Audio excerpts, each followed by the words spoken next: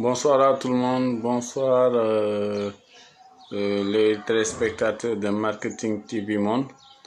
Je salue mes chers collègues qui m'ont précédé ici. Une pensée à M. Pafal, professeur de douane et de transit. Une pensée à M. Khalifa Abakar Dramé. Une pensée à M. Sanon, M. Ndiaye et tous les chers collègues qui ont eu à me précéder sur ces différents lives. Et je salue aussi mes étudiants que je vois et des collaborateurs ou des connaissances ou même tous les téléspectateurs de Marketing TV Monde. Encore une fois, M. Laïbambasek, on ne cesserait pas de vous remercier pour cette initiative. Mais comme on l'a dit, on était dans un thème assez essentiel, c'était l'impôt sur des sociétés. On va essayer de le continuer aujourd'hui parce que c'est un thème essentiel qui dans une stratégie pour une meilleure maîtrise de ce thème-là, on a dit qu'on va le faire en plusieurs lives. Aujourd'hui, c'est une continuité de ce thème-là, mais à chaque fois, au besoin, vous nous posez vos questions et on va y répondre. Je pense que c'est ça l'idée de base. Et c'est une initiative, encore une fois, à encourager, etc. D'accord? Maintenant, la dernière fois, on s'était arrêté sur le retraitement fiscal des charges. On avait dit que on avait fait une revue des conditions générales de déductibilité des charges. Et on avait fait une revue de certaines charges qui nécessitaient d'un retraitement fiscal spécifique. On a parlé des charges décaissables et on a parlé aussi des charges non décaissables, en l'occurrence les amortissements, les dépréciations et les provisions. Aujourd'hui, on restera sur ce thème, mais aujourd'hui, on va peut-être revenir sur le retraitement fiscal ici des produits. Parce que, comme on l'a dit depuis notre premier live, en fait, il y a un passage entre le résultat comptable, c'est-à-dire ce que le comptable enregistre, et ce qu'on déclare sur le plan fiscal, sur le résultat fiscal, c'est différent. Mais on va s'inspirer du résultat comptable pour avoir le résultat fiscal. C'est le résultat comptable auquel on apporte un certain nombre de retraitements. C'est ça.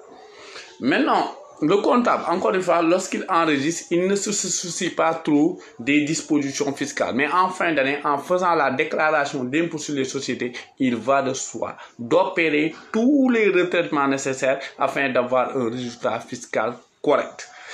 Maintenant, comment faire pour avoir un résultat fiscal correct? Il faudra procéder à ce qu'on appelle une revue des charges et des produits passés en comptabilité. Les charges, on les a vues. On commence par le compte achat 60, après les comptes transport, les comptes de services extérieurs A et B, les comptes d'impôts et taxes, les comptes d'autres charges, les comptes de charges de personnel, les comptes de charges financières et les comptes de charges non décaissables, en l'occurrence les amortissements et les dépréciations. Maintenant, quand vous faites la revue de tous ces comptes, encore une fois, il y a des conditions générales qui encadrent toutes les charges que l'entité engage. Ça, ce sont des conditions, ces 5 conditions de déductibilité compte tenu des dispositions du Code général des impôts. Maintenant, il y a des charges aussi qui nécessitent un retraitement fiscal spécifique. On avait vu le cas des loyers, on avait vu le cas des dons, on avait vu le cas des services extérieurs, de certains services extérieurs. On a vu le cas des impôts et taxes. On a vu aussi le cas même des... Donc, il y a des charges qui nécessitent un retraitement fiscal spécifique. Maintenant, le principe était quoi? Lorsqu'une charge est déductible, c'est-à-dire que déductible signifie que la charge a respecté toutes les conditions fiscales, si je peux m'exprimer ainsi. Et lorsque la charge respecte toutes les conditions, cette charge-là, a priori, ne nécessite d'aucun retraitement fiscal. Mais il y a des points en fait que j'aimerais qu'on y revienne. Par exemple, le cas des dons. J'avais dit ici que les dons qui sont versés à des organismes qui ne sont pas d'utilité générale ne sont pas déductibles. Si ce n'est pas déductible, on le réintègre. Mais attention, beaucoup de gens faussent sur les dons. C'est-à-dire que je prends le cas de monsieur, j'ai mon entreprise et je donne en fait un don de 5 millions à une association. Par exemple, à une association culturelle et sportive, les ASC. Les ASC ne sont pas des associations d'utilité générale parce que ce n'est pas fixé par l'arrêté du ministre. Aujourd'hui, lorsque je donne à l'ASC 5 millions, la loi le considère comme un don net. Et là-bas, il faut reconstituer le brut, toujours. Et donc, il y a un retraitement même à faire au regard de l'IRVM, parce que comme que le don n'est pas déductible, compte tenu de l'article 84, alinéa 12 du Code général des impôts, les charges qui ne sont pas déductibles à l'impôt sur les sociétés doivent subir le sort de l'IRVM à l'exception des amortissements, des amortissements non déductibles, des dépréciations non déductibles, des provisions non déductibles, de la fraction des loyers limitée encadrée par une limitation administrative. C'est le cas aussi des amendes et pénalités. Ça, on ne cherche pas l'IRVM là-dessus. Mais en l'occurrence, toutes les autres charges qui ne sont pas déductibles à l'IS, on doit payer l'IRVM de 10% là-dessus. Même le taux de 10%, aujourd'hui, il y a beaucoup d'équivoques. Il y a même des inspecteurs des impôts qui réclament 16% sur ça. Mais c'est un sujet qui est toujours en discussion. Mais moi, a priori, ma position sur ça, c'est que pour l'IRVM, pour ces charges, quand même, il faudra procéder à une retenue à la source quand même de 10%. Maintenant, lorsque je donne pour revenir à mon exemple, lorsque je donne à l'ASC 5 millions, on le considère comme un don net.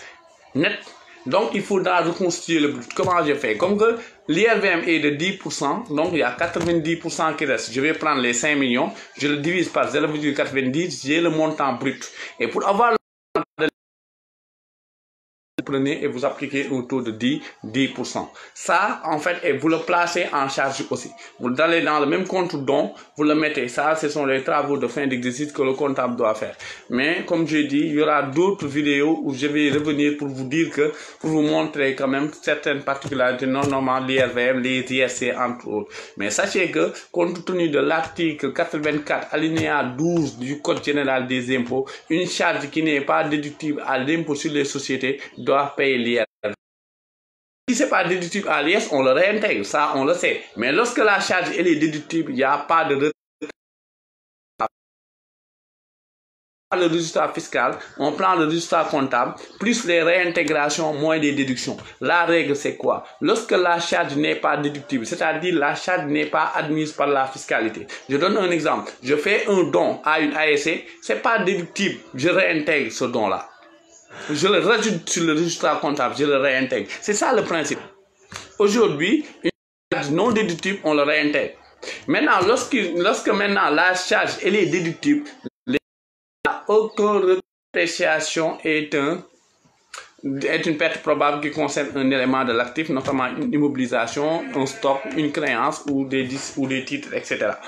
Maintenant, ce qu'il faut comprendre sur le retraitement fiscal des charges, lorsque la charge est déductible, ça signifie que la charge a respecté toutes les conditions. Il n'y a aucun retraitement fiscal à faire. Autrement dit, on ne réintègre pas, on ne déduit pas. Parce que la charge, elle est, entre guillemets, elle est normale. Il n'y a pas, en fait, une violation de la loi, etc. Donc, comme que c'est déjà dans le résultat comptable, on ne doit pas opérer un retraitement. Mais c'est lorsque la charge, quand même, ne respecte pas une condition de déductibilité, ou bien la charge a fait l'objet d'un retraitement fiscal spécifique, et dans ce cas, il faudra procéder à la réintégration pour la quote-part qui n'est pas déductible. Ça, il faut le savoir. Mais lorsque la charge est déductible, pas de problème. Maintenant, on avait dit le passage du résultat comptable au résultat fiscal. C'est le résultat comptable plus réintégration moins déduction. Et le résultat comptable, c'était produit moins charge. Et on a parlé quand même du retraitement fiscal des charges et qu'est-ce qu'on devait faire. Maintenant, on va parler du retraitement fiscal des produits. Vous savez que sur le résultat comptable, les produits viennent en plus et les charges viennent en moins. C'est pourquoi lorsqu'une charge n'est pas déductible, on l'avait enlevé du résultat comptable, on le rajoute. C'est pourquoi on parle de réintégration. Mais lorsque maintenant un produit sur le plan fiscal nécessite un retraitement fiscal, on va voir qu'est-ce que ça va donner. Mais il faut savoir, un produit comptablement, pour le définir facilement, un produit est un élément qui enrichit l'entreprise. Les ventes de marchandises, vente de produits finis, vente de services, les subventions qu'on reçoit, tout ça entre dans le cas des produits. Un produit nécessite un retraitement, si le produit nécessite un retraitement fiscal spécifique, on va le voir. Mais le principe, c'est quoi pour les produits? Je rappelle que les produits viennent en plus, en augmentation du résultat comptable. Maintenant, quel est le sort fiscal des produits? le principe d'abord c'est quoi? On va démarrer par le principe. Le principe c'est que tous les produits sont imposables. Tous les produits sont imposables. Mais vous savez que c'est une règle. Mais la règle va comporter des exceptions. Et ces exceptions vont nous conduire à retrancher du résultat comptable des produits exonérés. Et cette exonération peut être partielle. Cette exonération peut être totale. On peut avoir une exonération partielle. On peut avoir une exonération qui est totale. L'exonération peut être partielle ou totale. Ou bien, le produit peut bénéficier d'une imposition réduite ou différée. Mais la règle, c'est que tous les produits sont imposables. Mais la loi prévoit des exceptions. Soit une exonération partielle, soit une exonération totale, ou bien soit le produit bénéficie d'une imposition réduite ou d'une imposition différée. Mais, a priori, tous les produits sont imposables. Tous les produits, a priori, sont imposables. Maintenant, il y a des produits qui vont nécessiter quand même d'une exonération partielle ou totale. Mais aussi, il y a des produits qui vont bénéficier d'une imposition réduite ou différée. Maintenant, à chaque fois, on va préciser on est dans quel cas. Donc, on retient pour les produits. Normalement, tous les produits doivent subir le sort de l'impôt sur les sociétés. Maintenant, il y a des exceptions. Soit une exonération totale ou partielle, soit une imposition réduite ou différée. Maintenant, on va faire une lecture de certains produits. On va procéder à un retraitement fiscal des produits. De quoi s'agit-il? Premier produit qu'on va voir, c'est les plus-values de cession à réinvestir. Plus-value de cession à réinvestir. Qu'est-ce qu'on appelle plus-value de cession à réinvestir? Qu'est-ce qu'on appelle plus-value de cession à réinvestir? C'est par exemple lorsque l'entité procède à une cession d'une immobilisation. Une cession d'une immobilisation. La cession, c'est quoi? C'est M. Dramé qui a son entreprise. Et M. Dramé, par exemple, le véhicule du DG, on devait l'utiliser pendant X années, 5 ans. Au bout de 2 ans, on procède à la vente de ce véhicule. Par exemple, le véhicule est vendu à 10 millions. Alors que la valeur comptable, c'est-à-dire la valeur restante, est de 8 millions. Et le véhicule, on est arrivé à le vendre à 10 millions. Donc, il y a un écart entre la valeur comptable et le prix de cession de 2 millions. Cet écart-là est considéré comme une plus-value. Mais cette plus-value-là, l'État vous dit que c'est un produit, parce qu'on a gagné. Je reviens sur la définition d'un produit. Un produit est un élément qui enrichit l'entité. Ici, M. Dramé a procédé à la cession d'un véhicule. Et ce véhicule a généré, cette cession-là, autant pour moi, a généré une plus-value. Et la dite plus-value constitue un produit. Mais la loi vous dit, lorsque maintenant vous respectez des conditions, cette plus-value, l'exonération, l'imposition peut être différée. Attention, ce que j'avais dit tout à l'heure, j'ai dit que le principe sur les produits sont imposables. Mais cette règle comporte des exceptions car il existe des produits qui sont totalement exonérés, c'est-à-dire non taxés ou partiellement exonérés. Mais aussi, il y a des produits qui bénéficient d'une exonération réduite ou différée. C'est différent. Maintenant, ici, M. Dramé a réalisé une plus-value de 2 millions. Cette plus-value-là peut être exonérée lorsque la société respecte des conditions. Je donne. On dit que M. Dramé, vous avez pris un engagement de réinvestir. C'est-à-dire que vous avez vendu le véhicule, mais vous prenez un autre engagement de dire que vous allez faire un autre investissement. C'est-à-dire une autre acquisition d'immobilisation. Pour un montant égal au moins au prix d'achat du bien qui a été vendu, plus le montant de la plus-value. Autrement dit, si M. Dramé avait acheté ce véhicule-là à 15 millions, il faut qu'il achète un autre investissement pour un montant de 15 millions plus 2 millions, c'est-à-dire le montant de la plus-value, au moins 17 millions.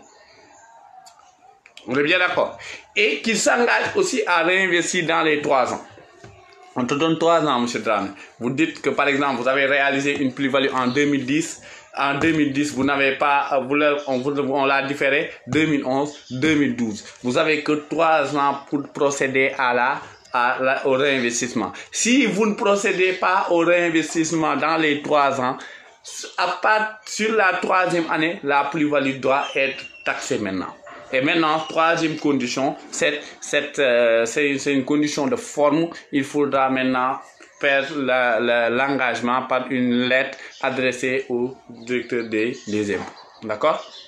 Donc, pour revenir un peu, pour les plus-values, la plus-value c'est quoi? La plus-value c'est lorsque, aujourd'hui, l'entité a réalisé, par exemple, lors d'une session d'immobilisation, tout à l'heure je l'ai dit, c'est par exemple, vous avez vendu à 10 millions votre véhicule et que la valeur comptable, c'est-à-dire la VNC, si vous voulez valeur nette comptable, c'est 8 millions. Donc entre 10 millions et 8 millions, il y a un écart de 2 millions. Ces 2 millions sont considérés comme un gain. Ce gain-là, on l'appelle plus-value. Cette plus-value-là, sur le plan fiscal, au regard de l'IS, peut être exonérée. Peut-être exonérée, mais il faudra 3 conditions. Et si c'est exonéré, je ne dis pas exonéré, même ici l'imposition est plus ou moins différée. Et l'imposition est différée. Ça veut dire que l'imposition est différée. Maintenant, cette plus-value, l'imposition sera différée lorsqu'on respecte 3 conditions. L'entité a pris l'engagement de réinvestir, ça c'est 1. Pour un montant égal au prix d'achat du bien cédé plus le montant de la plus-value. Deuxièmement, cet engagement doit être réalisé dans les 3 ans. Et troisièmement, cet engagement doit être matérialisé par une lettre adressée au directeur des impôts. Voilà la 3e condition. Et lorsque les 3 conditions sont réunies, la plus-value peut faire l'objet d'une imposition différée. Donc, on va l'enlever du résultat fiscal, du résultat comptable, on va le déduire. Donc, si le produit n'est pas imposable ou l'imposition est différée, on le déduit du résultat fiscal, on l'enlève. Donc, ça rejoint notre formule, résultat comptable plus réintégration. En principe, on réintègre les charges non déductibles, mais le principe voudrait aussi qu'on déduit les produits qui ne sont pas taxés. Ça, il faut le savoir. Maintenant, il faut le savoir. Maintenant, l'intégration de cette plus-value, il faut voir. Maintenant, je vais plus loin. Lorsqu'il s'agit maintenant d'une cession de biens immeubles, là, il y a la taxe sur les plus-values immobilières. Ça, c'est autre chose. C'est en matière de droit d'enregistrement. Si peut-être dans d'autres lives, ça nous permet, si peut-être le temps nous permet sur d'autres lives de développer sur l'exonération, sur la taxation sur les plus-values immobilières. Maintenant, autre chose aussi, lorsqu'il s'agit aussi d'une plus-value qu'on a réalisée sur des opérations de fusion, de scission, d'apport partiel d'actifs, si les conditions de réemploi aussi sont remplies, on peut avoir aussi une exonération, une imposition différée. D'accord? Ça, c'est les plus-values sur les cessions, plus-values sur les cessions,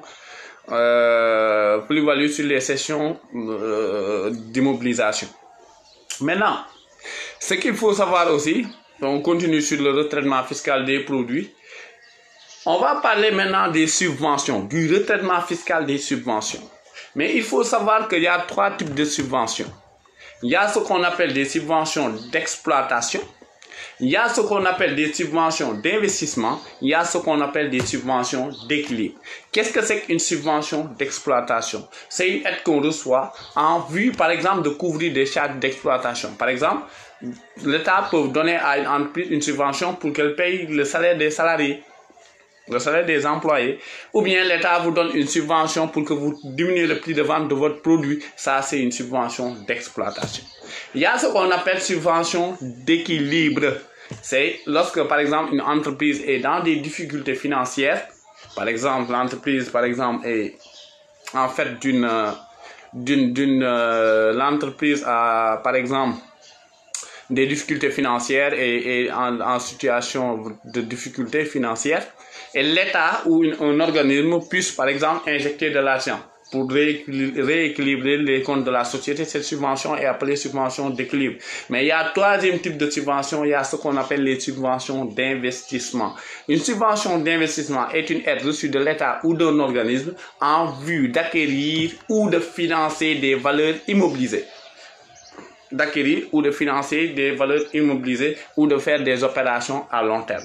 Donc, ça, c'est une subvention d'investissement. Exemple simple, l'État du Sénégal donne à une entreprise, par exemple, 50 millions pour que l'entreprise puisse acheter des véhicules. Ça, c'est une subvention d'investissement parce que ça sert à acheter des biens à long terme. D'accord?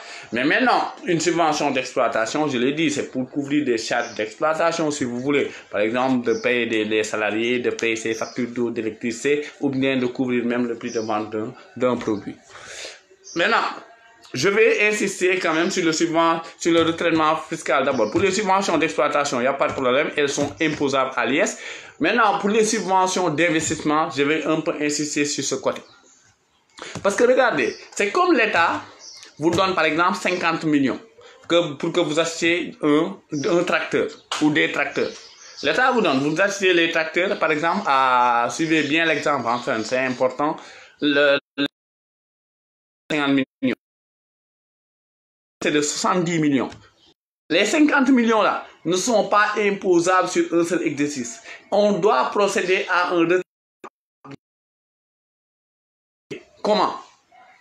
S'il s'agit d'une immobilisation amortissable, une immobilisation amortissable est une immobilisation qui perd de la valeur du fait de l'utilisation ou de l'évolution de l'impôt. On met tous les 50 millions dans le bénéfice d'un seul exercice. Non. La loi vous dit, comme que il s'agit d'une immobilisation amortissable, regardez ce qu'on a passé comme amortissement, c'est-à-dire comme perte de valeur du fait de l'utilisation, si vous voulez. Et ce montant-là que vous avez passé en amortissement, vous prenez ce montant et vous appliquez le taux de la subvention. Si par exemple, on a dit par exemple, le tracteur là a perdu de sa valeur sur la première année pour un montant de 5 millions par exemple, on le met en amortissement, 5 millions, perte de valeur. Maintenant, comment on va retraiter la subvention? La loi vous dit, prenez les 5 millions comme que vous avez constaté comme amortissement et vous appliquez ce qu'on appelle le taux de subvention. Taux de subvention. Le taux de subvention n'est rien d'autre que le montant de la subvention divisé par le coût de l'immobilisation.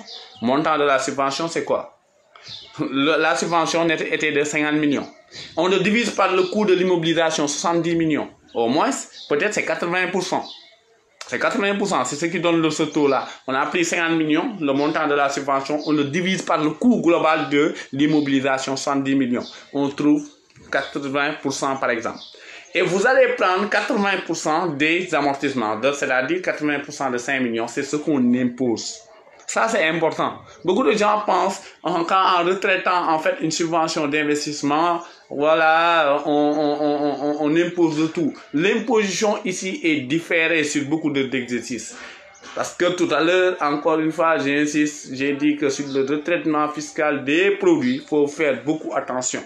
Parce que le principe voudrait que tous les produits soient imposables. Ça, c'est le principe. Maintenant, il existe quand même des exceptions prévues par la loi et parmi ces exceptions, on vous dit soit le produit il est totalement ou partiellement exonéré ou bien le produit bénéficie plutôt d'une imposition différée ou réduite. Maintenant, pour la subvention d'investissement, ici, lorsqu'il s'agit d'un bien amortissable, il faut prendre, pour savoir la quote-part à imputer sur le résultat de l'exercice, il faut prendre le montant de l'amortissement et vous appliquer le taux de la subvention. Si par exemple, l'amortissement est de 5 utilisations, dans ce cas, vous prenez ce taux-là, vous appliquez ça au montant de l'amortissement et c'est ce montant-là qu'il faudra imposer sur l'exercice concerné. D'accord? Ça, c'est d'une part. Mais la problématique qui existe, c'est quoi? C'est lorsqu'il s'agit d'une immobilisation non amortissable. C'est-à-dire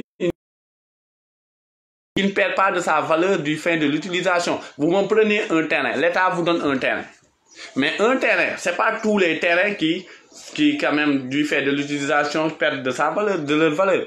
Le terrain, en général, même du fait de l'utilisation, le terrain, pour la valeur peut augmenter. Malgré qu'il y a des terrains perdre de leur valeur du fait de l'utilisation. D'accord? Donc, ce n'est pas tous les terrains qui ne sont pas amortissables. Mais prenons le cas d'un terrain qui n'est pas amortissable. Ici, il n'y a pas d'amortissement à constater. Mais ici, la loi vous simplifie. On vous dit, lorsqu'il y a une clause d'inaliénabilité. La clause d'inaliénabilité est une clause selon laquelle on vous interdit de vendre le bien pendant une période.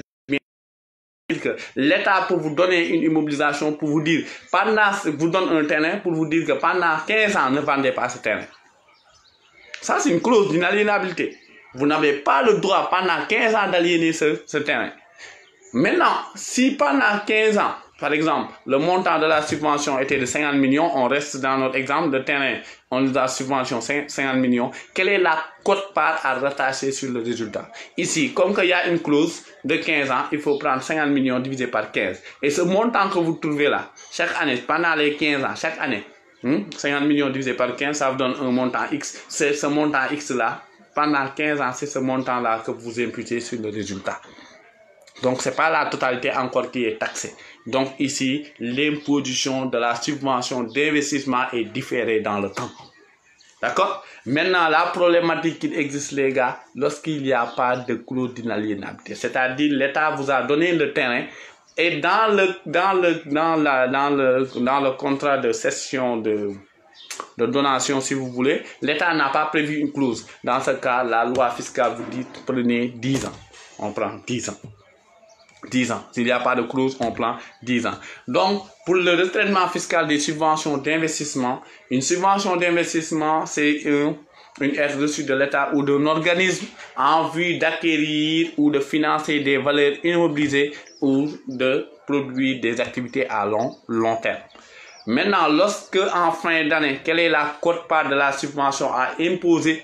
L'imposition dépend. La quote-part dépendra, est-ce qu'on est dans le cadre d'une immobilisation, c'est-à-dire qui perd de sa valeur du fait de l'utilisation ou de l'utilisation technique, ou bien c'est le cas d'une immobilisation non amortissable, c'est-à-dire qui ne perd pas de sa valeur pour ces motifs-là que je viens d'évoquer. Mais en tout cas, s'il y a pas de coût, s'il s'agit d'immobilisation amortissable, dans ce cas, il faut bien voir le montant de l'amortissement et calculer le taux de la subvention. C'est le montant là à imposer sur l'année, sur les différentes années, compte tenu de la durée d'utilité du bien. Maintenant, s'il s'agit d'une immobilisation non amortissable, on regarde l'existence ou non d'une clause d'inaliénabilité. S'il y a l'existence d'une clause d'inaliénabilité, il n'y a pas de problème. On prend le montant de la subvention, on le divise par la durée d'inaliénabilité.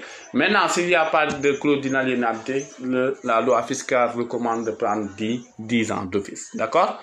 Voilà le retraitement fiscal des subventions. Maintenant, les gars, on va passer sur le retraitement fiscal des produits financiers. Je vais commencer par le retraitement fiscal de ce qu'on appelle les produits des participations. Parce que vous savez que les revenus financiers sont des revenus qui bénéficient généralement d'une fiscalité de faveur. Ça peut être des revenus de participation, ça peut être des revenus de créances perçus au titre des prêts consentis aux organismes publics, c'est-à-dire les obligations, entre autres. Maintenant, revenus des participations, on va être simple. Une société A détient une partie du capital d'une société B. Vous savez que lorsque B réalise un bénéfice, B va verser à A ce qu'on appelle des dividendes. Maintenant, on va voir pour les dividendes, le traitement fiscal des dividendes. Le traitement fiscal des dividendes. Maintenant, ça dépend. Est-ce qu'on est dans le cadre d'un régime des sociétés mères et filiales ou bien on est dans le cadre des participations non éligibles dans les sociétés mères filiales. D'accord? Donc, A, je reprends mon exemple pour qu'on puisse se comprendre. A détient chez B. Une partie du capital de B est détenue par A. Maintenant, lorsque B réalise un bénéfice, B va verser à A ce qu'on appelle des dividendes. Maintenant, il faut voir, est-ce qu'on est dans le cas des régimes sociétés mères et filiales ou bien on est dans le cas des régimes qui ne sont pas le régime des sociétés mères et filiales. Maintenant, si on est dans le cas des régimes des sociétés mères et filiales, les produits des participations reçues sont exonérés, mais sous déduction d'une quote-part de 5% des frais. C'est-à-dire que, autrement dit, lorsque A détient par exemple des actions chez B, B réalise un bénéfice, B va verser à A. Par exemple, si le bénéfice est de 100 millions, par exemple, si par exemple la quote-part de A est de 100 millions, B va le verser à A. Mais si on est dans le cas des régimes sociétés mères et filiales, 95% des dividendes sont exonérés. Pour être simple, hein, 95%. Donc, on va prendre peut-être les 100 millions, on va enlever les 95%. Mais il y a aussi, la problématique de l'IRVM aussi dans ce cas de 10%. Mais l'exonération aussi, il faut le comprendre, on ne veut pas en fait aussi une double imposition. Parce que les dividendes, on a déjà payé l'IS dans la société B. Si on vient payer ça dans le cadre de... Parce que la société B, avant de verser à A, par exemple, avant de verser à A le dividende, B avait déjà payé l'impôt sur les sociétés sur ces 10 dividendes. Donc, si ça revient vers A, on réclame encore un impôt sur les sociétés, ce sera une double imposition. Ici, la loi vous dit non. L'exonération étant justifiée par le souci d'éviter une double imposition. Ça, il faut le comprendre. Mais dans quel cas, la question aujourd'hui à se poser, dans quel cas on est dans le cas des sociétés mères et filiales? Ça, c'est un point important. 4 conditions. 4 conditions. Pour être dans le cas des sociétés mères filiales, il faut 4 conditions. 4. La société mère et la société filiale doivent être imposées à l'impôt sur les sociétés mères et filiales. La société mère doit avoir son siège social au Sénégal. Au moins, elle doit avoir son siège social au Sénégal. Première condition, société mère et la société fille doivent avoir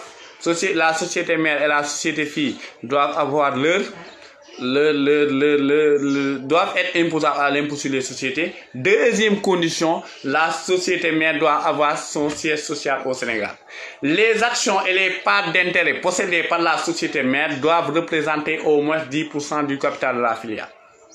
Donc, B aussi, A doit au moins détenir au niveau de la société de B au moins 10% du capital, 10% des participations, 10%. Donc, c'est ça la troisième condition. Première condition, la société mère et la société fille doivent être imposables à l'impôt sur les sociétés. Deuxième condition, la société mère doit avoir son siège social au Sénégal. Troisième condition, les actions ou parts d'intérêt possédées par la société mère doivent représenter au moins 10% du capital de la filiale. Troisième condition, les actions et les parts d'intérêt soient souscrites ou attribuées à l'émission. C'est-à-dire les actions doivent être sous la forme nominative, pas au porteur. D'accord? Maintenant, si les 4 conditions sont remplies, toutes ces 4 conditions sont remplies cumulativement, hein? C'est pas cumulativement. Si c'est 4, ça signifie que on est dans le cas des régimes sociétés mères et filiales. Donc, dans ce cas, 95% des dividendes sont exonérés. Mais encore une fois, je le répète, il faut que ça soit clair. Un produit exonéré, un produit qui n'est pas imposable, on le déduit. Mais si le produit est imposable, il n'y a aucun retraitement fiscal à faire. A priori. Mais il y a des exceptionnels qu'on va gérer dans d'autres lives. D'accord? Mais maintenant, lorsque ces 4 conditions sont remplies, la société mère et la société fille sont imposables à l'IS. La société mère a son siège social au Sénégal. La société mère détient au moins 10% des participations au niveau de la société fille. Les actions détenues par la société mère sont sous la forme nominative. On est bien d'accord? Dans ce cas, lorsque ces 4 conditions sont remplies, il faudra considérer qu'on est mère et filiale et 95% des dividendes feront l'objet d'une exonération. D'accord? Troisième point. Maintenant, si une condition n'est pas remplie, ça signifie qu'on n'est plus dans le cas des sociétés mères et filiales. Si une condition n'est pas remplie parmi ces 4, ça signifie qu'on est dans l'autre régime. Et si on est dans le régime des sociétés mères filiales, 95% des dividendes, on l'enlève sur le résultat fiscal. On le déduit du résultat comptable. Parce que les produits sont déjà dans le résultat comptable et comme que ce n'est pas taxé, on les extirpe, on les enlève, on les déduit.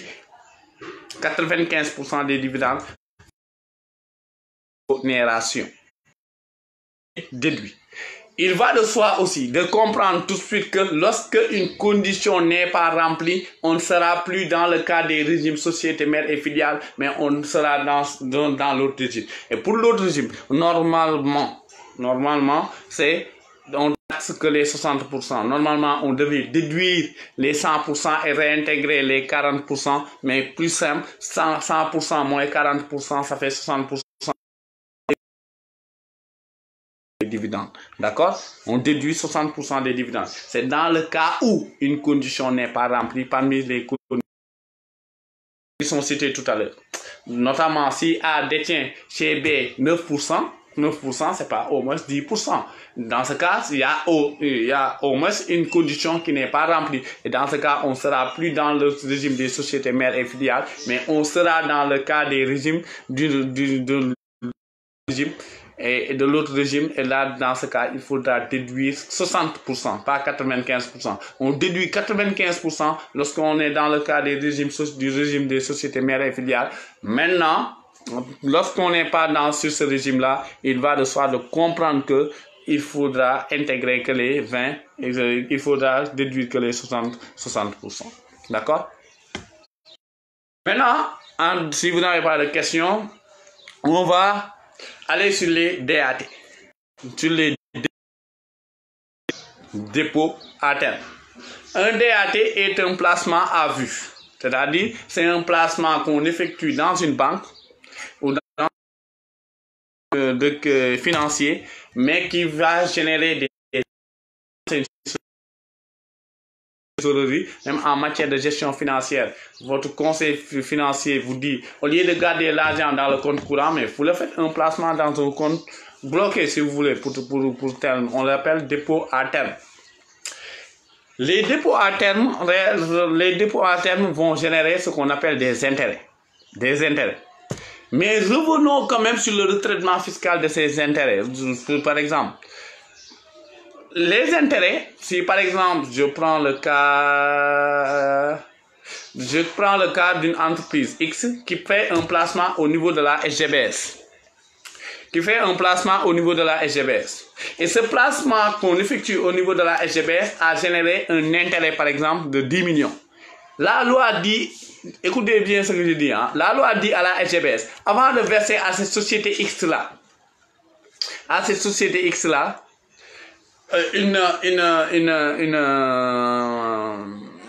de verser à cette société X les 10 millions, il faut procéder à une retenue à la source de 8% au titre des ISC. ISC, c'est intérêt sur les redevances et créances. Donc, au lieu que la société bénéficiaire des intérêts, au lieu qu'elle reçoit 100%, sur ces 100%, on procède à une retenue à la source de 8%. Et cette retenue à la source de 8%, on te verse le montant net, mais c'est un crédit d'impôt. C'est imputable à l'IS. Cette retenue à la source est un crédit d'impôt imputable à l'IS. On est bien d'accord?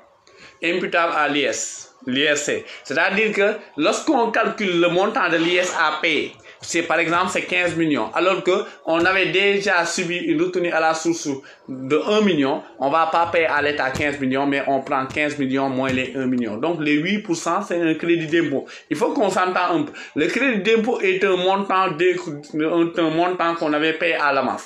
Et ici, la banque, avant de nous payer, la banque a procédé à une retenue à la source. Au lieu que la banque nous donne 10 millions, la banque a pris sur les 10 millions 8 millions, c'est-à-dire 800 000. Donc la banque nous a donné combien? 9 millions 200.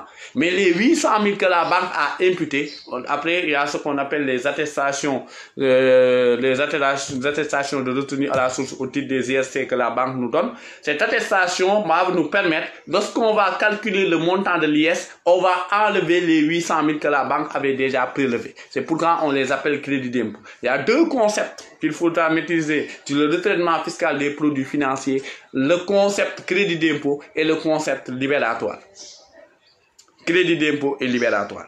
Un crédit d'impôt signifie, lorsqu'on procède à la retenue à la source, ce crédit d'impôt-là doit être enlevé sur le montant de l'impôt sur les sociétés. Alors que si on dit que c'est libératoire, ça signifie que dès lors qu'on a procédé à la retenue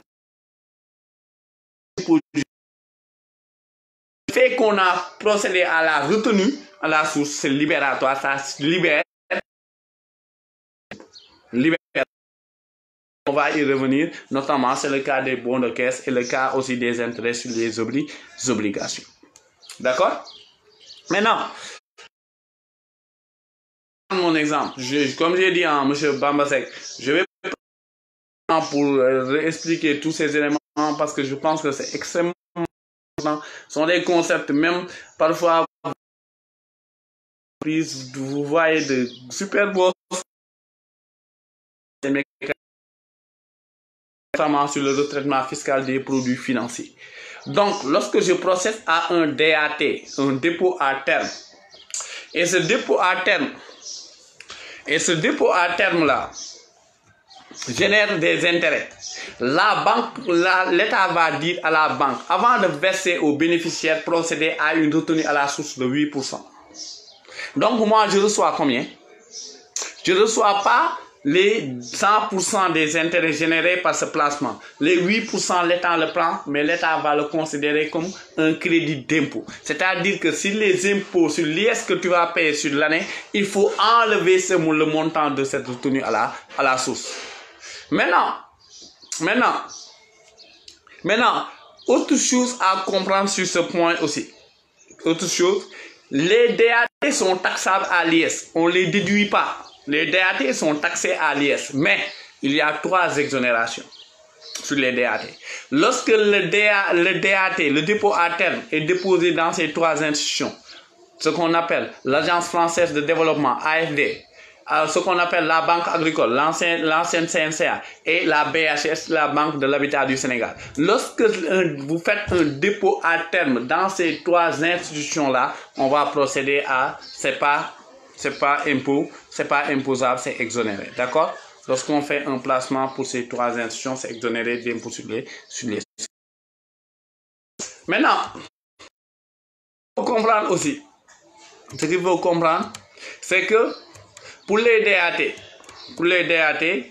placés au niveau de ces institutions-là, Agence française de développement, la Banque agricole et ce qu'on appelle l'Agence française de développement, la BHS, l'Agence française de développement et la Banque. Un DAT dans ces 3 institutions-là, c'est exonéré d'impôts sur les sociétés. D'accord? On les déduit. Notamment concernant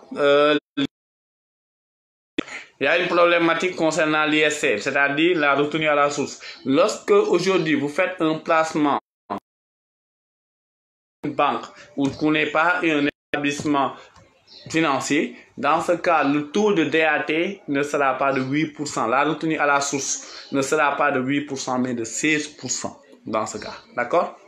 De 16%. C'est même le cas, par exemple, des intérêts sur les comptes courants associés. Il y a l'ISC de 16% que la société doit procéder parce qu'on le considère comme une opération de placement qui génère des intérêts, mais il va de soi de savoir que ici, le placement n'a pas été effectué dans un établissement financier, donc on procédera à une retenue à la source, non pas de 16%, mais une retenue à la source, non pas de 8%, mais une retenue à la source de 16%. Ça, il faut le retenir. C'est extrêmement important.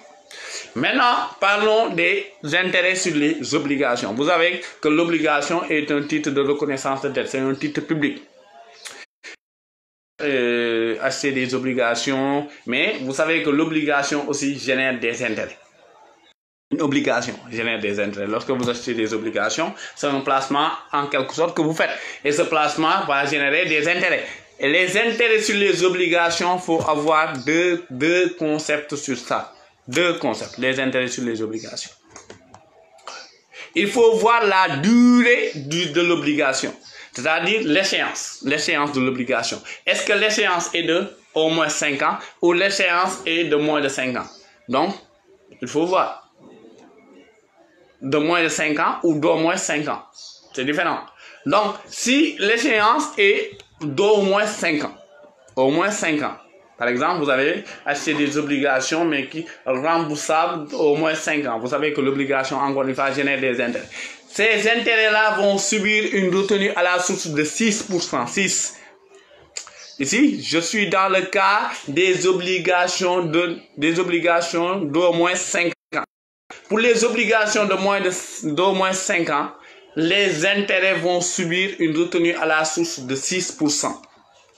Mais cette retenue à la source est libératoire. C'est-à-dire que du fait qu'on a procédé à la retenue à la source, ça va engendrer, cela ne va pas engendrer le paiement de l'impôt sur les sociétés sur ces intérêts. Donc ce sont des intérêts entre guillemets qui sont libérés d'impôt du fait de... Je reviens sur le concept de libératoire. Donc, pour les intérêts sur les obligations d'au moins, les intérêts vont subir une retenue à la source de 5%, mais la dite retenue, encore une fois, est libératoire d'impôt, donc ces intérêts ne seront pas taxés à l'IS. Ils seront déduits du résultat fiscal. Maintenant, lorsqu'il s'agit des intérêts et ou de moins, la à la source de 13%, pas de 6, 13%, et c'est la retenue à la source ne libère pas, mais la retenue à la source constitue un crédit d'impôt. Autrement dit, ces intérêts sur les obligations de moins de 5 ans seront taxés à l'IS, même la retenue à la source viendra diminuer le montant de l'impôt sur les sociétés à payer. Ça, il faut le retenir. Donc, pour les intérêts sur les obligations, il faut avoir deux points de vue. Est-ce que l'obligation est d'au moins 5 ans? Si l'obligation, la durée, l'échéance est d'au moins 5 ans, dans ce cas-là, on va procéder à une retenue à la source de 6%. On enlève 6%, mais cette retenue à la source est libératoire. Ça signifie que le produit-là ne fera plus l'objet d'une imposition quelconque.